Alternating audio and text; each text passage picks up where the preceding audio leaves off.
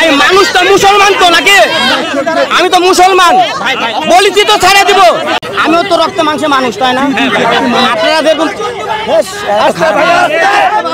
ভাই ছেড়ে দিব, এখানেই ছেড়ে দিব। থামেন, 2 মিনিট কথা শুনেন।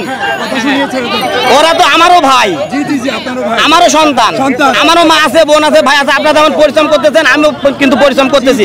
আমার পজিশনে আপনি থাকলে তাই করতেন। আচ্ছা, আমরা তো হুকুম পালন করতেছি, তাই না?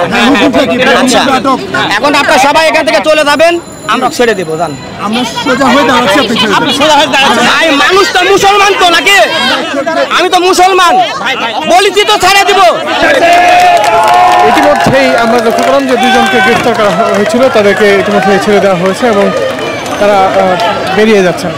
আমি আমার ভাইদের যেই রক্ত ক্ষয় হয়েছে সেই রক্তের দাবি নিয়ে আসছি। আমাকে জোরপূর্বক ধরে নেওয়া হয়েছে এবং আমি অসুস্থ নিয়ে আমি ওনাকে রিকোয়েস্ট করেছি। অনেকবার রিকোয়েস্ট করার পরেও উনি আমি আপনাদের মাধ্যমে বিচার চাইলাম।